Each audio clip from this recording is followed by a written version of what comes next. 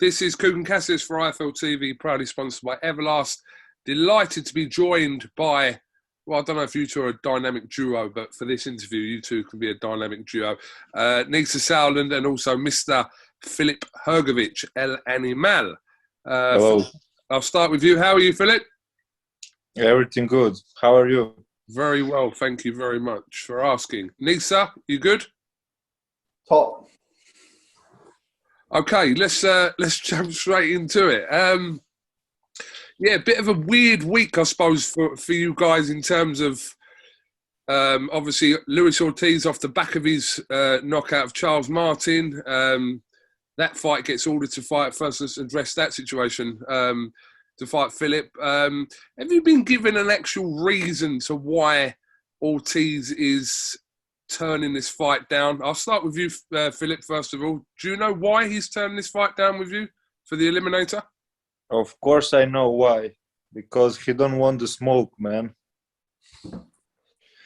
So there's no such a official reason, so we all can figure out what is the reason. He didn't want that fight, and it's IBF eliminator. It's great chance for everyone, and I don't understand, but it is what it is, you know. NISSE, I'll come to you. Luis Ortiz is seemingly, say, trying to not revive his career, but he's obviously off the back of this Martin win now. You know, he was, I think, quoted, I don't know exactly where, of saying that he wanted to fight all these kind of top guys. So from your perspective, why doesn't he want to fight Filip? I mean, look, I think there's a few sides to it. You know, he's 42, sorry. You know, does he want to fight a young, hungry animal like Filip Hrgovic? No, you know, this could be his last fight. So I think he's looking for a cash-out fight. For us, it's frustrating because when someone after a fight says, you've got to come through me, and we, you know, we've waited for this semi-final eliminator, it's just a frustrating thing. You know, we thought he was going to take it, and, you know, obviously we're disappointed when he said he claimed he had an injured hand, which, you know, it is what it is. We just got to move on. And we, you know, we're still waiting to hear on Parker. He has, I think, until tomorrow to accept, but I've heard that he's not going to accept. So that's a great fight. That's a great fight for us as well. We enjoyed that. That be, you know, I think Parker's a great fighter. I think he found his rhythm again against Chisora. I think he lost it a little bit. You know, he didn't really turn up to the AJ fight, and I think it's a good fight. Just as, I mean, as boxing fans, when we kind of see fights, let's just talk about heavyweights for a second, when they don't happen and people speculate and come to their own conclusions about who's avoided and who's not, I think it's very apparent to see that if there is anyone in that division that's being avoided, and I'm not specifically saying that Ortiz or whoever, Parker, are avoiding Filip Hrgovic, I'm not saying that. I'm saying that there is a stigma attached to Filip that he is avoided. So I think that's a fair shout, I think, isn't it, NISSE, first of all? I think he's definitely the, you know, the boogeyman of the division, but I think, you know, if you're in the top 10 of a division and of the IBF, it doesn't show much confidence in your ability, you know, when you're turning down even negotiating a fight with someone. So that is what you know, I worry about a young, let's say we go with a young kid, I'm just trying to think, like a Yoka. Let's say if he's not fighting Bacoli, but if he just turned down Filip straight off the bat and didn't even negotiate, then what does that say about him as a fighter, your confidence level? Filip, I know, will, if I said to him, you're fighting King Kong, not Ortiz, the real King Kong, tomorrow, he'd do it. He'd jump at the chance because he's got the mentality that he will fight anyone. A lot of these guys will say they're going to, but they won't. Is that how you've looked at your career to date, 14 fights in, Filip, that you are the most avoided heavyweight in boxing today? You asking me? Yes. I don't know, man, but anyone want to fight with me, so maybe I can take that title. But in one way, it's good for me. I like that people avoiding me, so that mean I'm good. But in another hand, it's not good. I want to have big fight. I want to get big name. I want to show everyone that I'm the best. So I hope so. My promoters will find the way to give me good fight. We obviously know where the belts are split between Alexander Usyk and Tyson Fury, but do you feel like in order for you to get the big fights, you have to somehow claim one of them belts in order to attract these big names to come and fight you? Yeah, I need step up fights. I need, because of my boxing abilities, I cannot grow with fights what I had before.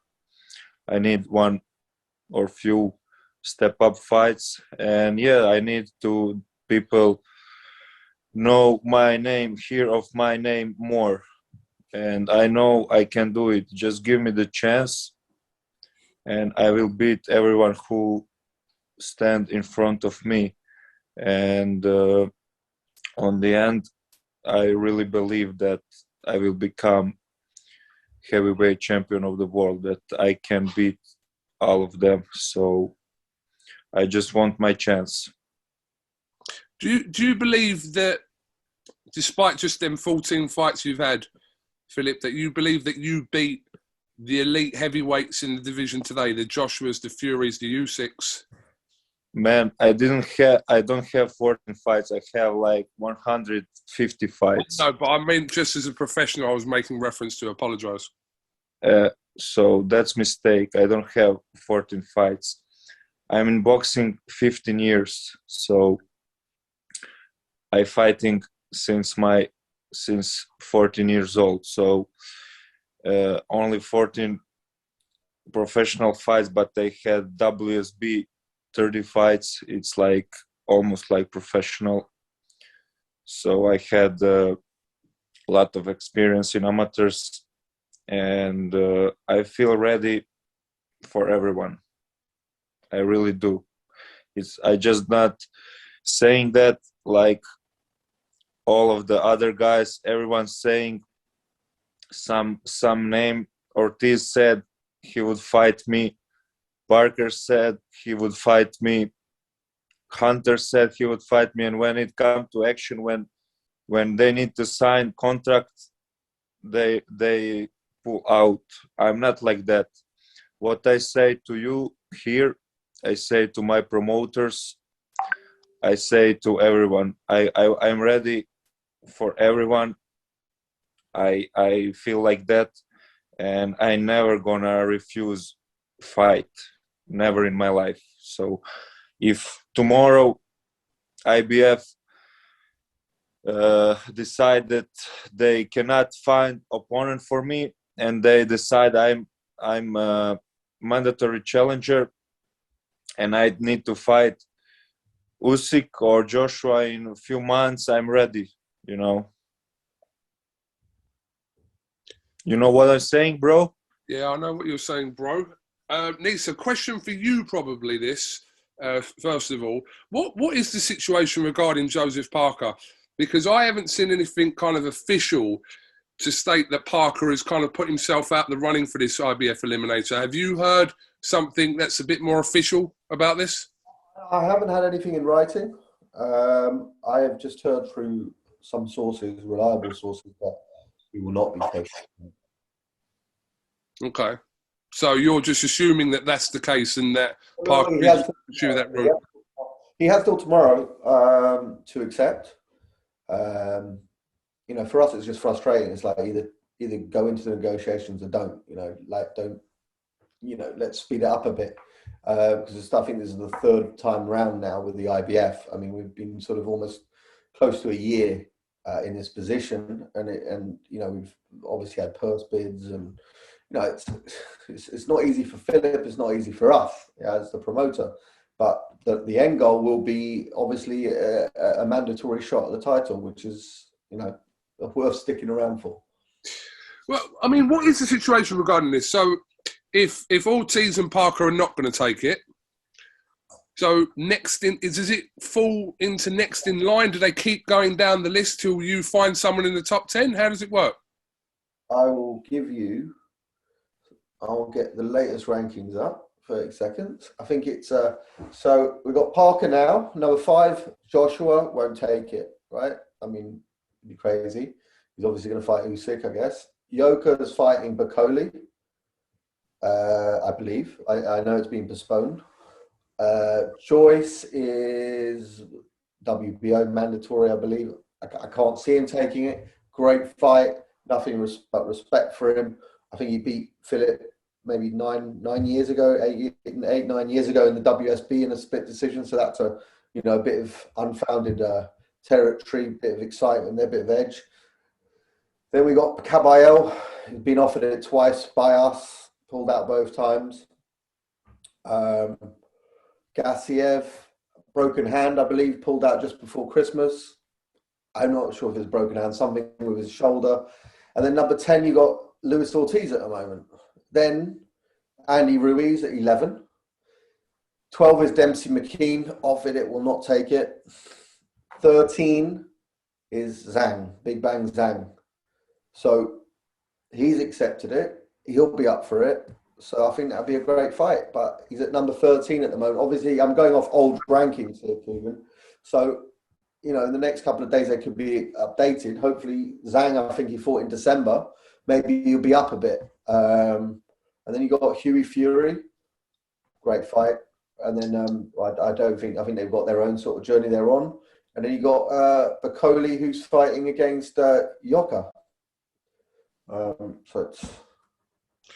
So are you saying that if from that list, and half those people we know that are in upcoming fights, but from that list, if nothing can be done, there is a possibility that Filip could just be made mandatory challenger once kind of the Joshua Usyk situation has resolved itself?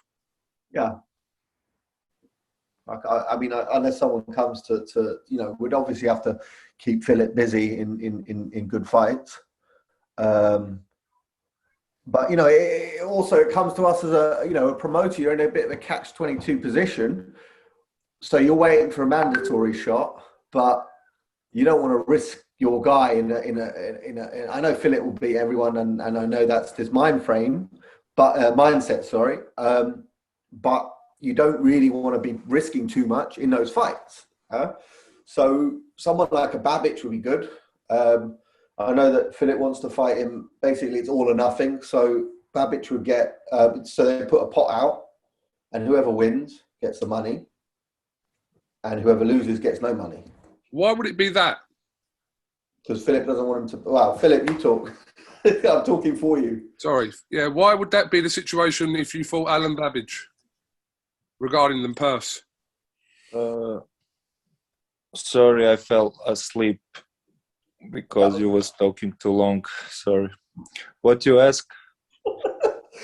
I'll repeat it. So, NISSE was saying about Alen Babic that it'll be an all-or-nothing fight in terms of the financial side, that the winner would receive the money or receive whatever money and the loser wouldn't receive a penny. Why does it have to be that?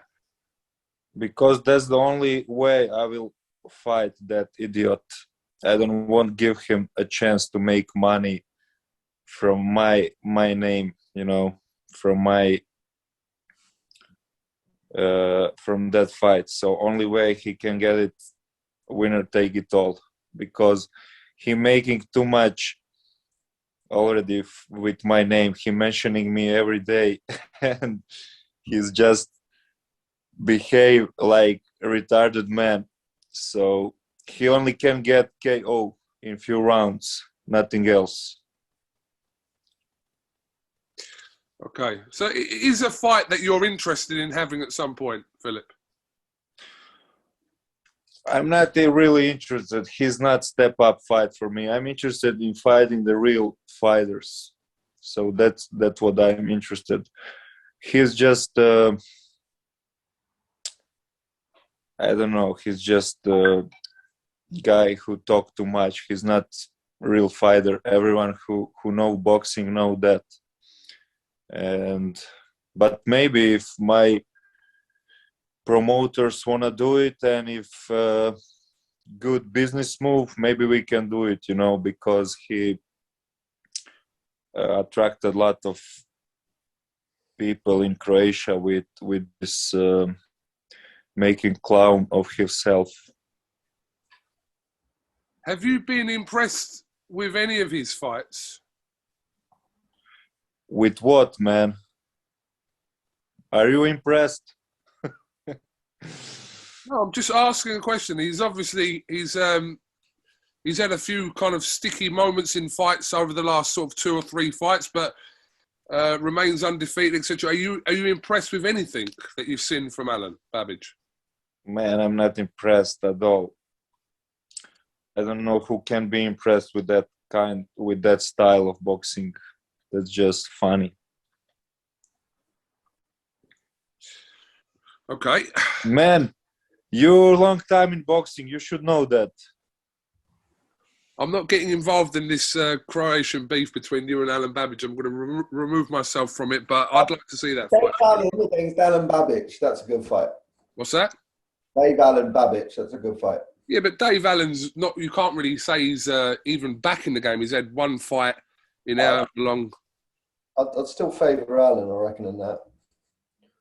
When you speak to Dave Allen, I spoke to Dave Allen last night. It's just he says the only time he really gets interested is when there's talk of Alen Babic. But Be a great fight. I was going to say I'd pay for that. I'm not sure if I'd pay for it, but yeah, I'd watch it. so just kind of finish off on this. So, is there a time frame when we're looking to see Filip you out? And NISSE, a question for you first of all. When do you want him out by? And obviously, you want this situation resolved one way or another regarding the IBF. Yeah, that's obviously the priority. I hope by end of January there will be an opponent cleared by the IBF, and then we'd look to do it by early April, I'd say. I think that would suit Filip well as well. But if it comes sooner, we'd have to adapt. If it comes later, we'd have to wait a bit. But around that vicinity, around Easter time. Easter time for you then, Filip? What? Easter time, April sort of time for you to fight next. Yeah, that will be great.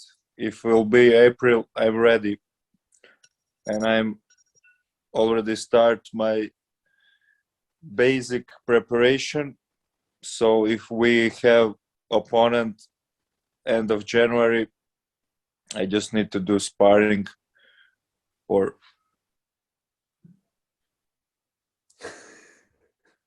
sorry, man, I had a call. So I have February and March for sparring and for boxing, and I'm ready for April. That will be awesome. And one more thing, please stop calling me most avoided fighter in the game, because in the future we will have more trouble finding opponents,